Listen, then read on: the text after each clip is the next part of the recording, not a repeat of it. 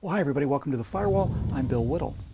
What I'm about to say today has nothing to do with being liberal or conservative or being a Democrat or a Republican. The only political view you need to hold for this short message is that you kind of have to like the idea of being free to do what you want. You know, many people think the First Amendment to the Constitution grants Americans the right to free speech. It does no such thing. It doesn't say that you can practice your religion as you choose. That right is in you at birth. It's inherent. The First Amendment says that the government cannot establish a state religion or prevent your inherent right to the free exercise thereof. And likewise, it doesn't say all Americans shall have the right to free speech either. The framers knew in their bones that you have that right to free speech and simply said that the government cannot abridge it in any way, and so on. And likewise, the Fifth Amendment, again, not what protections the government grants you, but rather what innate, inherent rights do you have as an American citizen that the government cannot take away. The state cannot hold you without an indictment by a grand jury showing reasonable cause for your detainment based on preliminary evidence. The state can't force you to testify against yourself. They shall not be allowed to deprive you of life, liberty, or property without due process of law, and they can't take your stuff without a good reason and without paying you for it. Anybody comes after those rights and there's going to be riots, right? Well, not if they do it slowly. Slowly. So hold those thoughts. Because in November of 2011, President Obama signed into law the National Defense Authorization Act. It grants the government the right to detain not only foreign-born illegal combatants on distant battlefields, but American citizens right here on American soil. Now, of course, in his signing letter, which is simply an opinion and has no actual force of law, President Obama said, quote, "I have signed this bill despite having serious reservations with certain provisions that regulate the detention, interrogation, and prosecution of suspected terrorists," unquote. Now, President Obama goes on to express his deep concern that the bill he signed gives him this authority, and he wishes that there was language that actually protected American citizens and did not, in fact, violate the Fifth Amendment, which was extremely unfortunate when you get right down to it, and which you can tell he felt really, really bad about. Now, Democratic Senator Carl Levin, one of the men responsible for writing the bill that violated Fifth Amendment protections for American citizens, which the president felt really bad about signing without language protecting those rights, but which he signed anyway, well, Senator Levin had this to say. And I'm wondering whether the senator is familiar with the fact that the language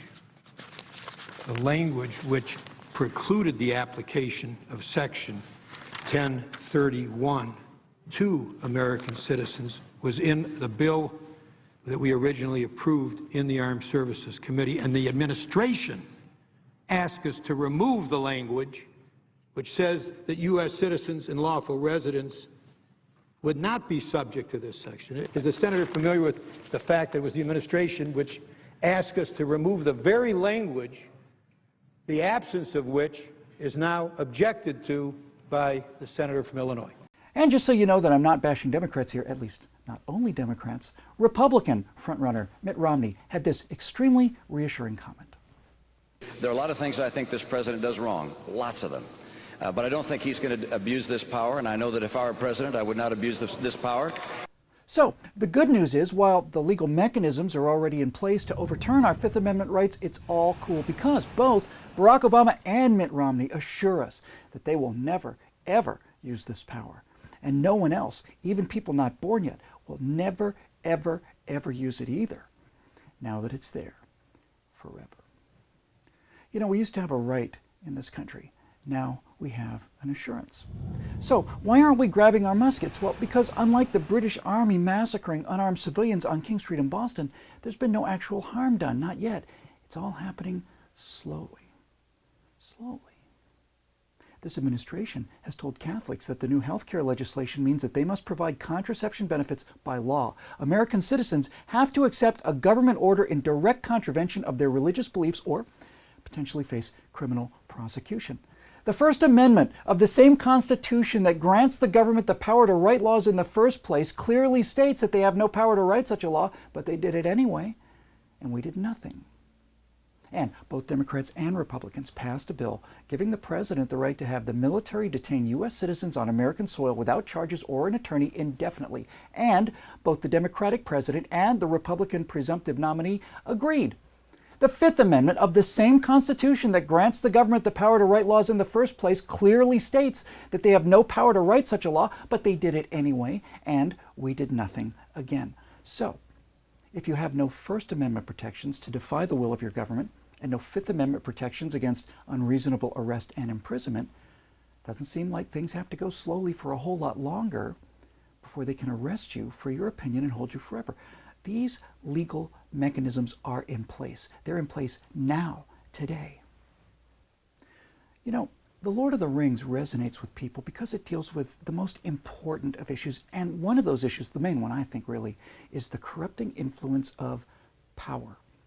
The President of the United States now has the legal authority to detain American citizens indefinitely without charges, trials, or the presence of an attorney, in direct violation of the Fifth Amendment. He's used the Patient Protection and Affordable Care Act to force people to do things that are against their religion, in direct violation of the First Amendment. So, which is he? Is he Sauron, the embodiment of evil, desiring power simply to work his will on the world and enslave its people? Is he Boromir, a good man, desiring power only to fight evil? Or is he Frodo, a man who seeks no power at all and who only wants to destroy the power foisted upon him by those too dangerous to have it? It doesn't matter. It doesn't matter. Because none of them can destroy the Ring of Power, not even Frodo. Power, once granted, will be used. And what Tolkien saw so clearly was that the mere presence of that kind of power was enough to corrupt not only the weakest or worst hearts, but also the bravest and the purest. Slowly, slowly, people of both parties have gained the kind of power the Constitution was designed to protect us from. They have the ring.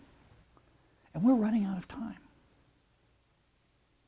If you'd like to keep these messages coming, go to declarationentertainment.com and think about becoming a citizen producer today.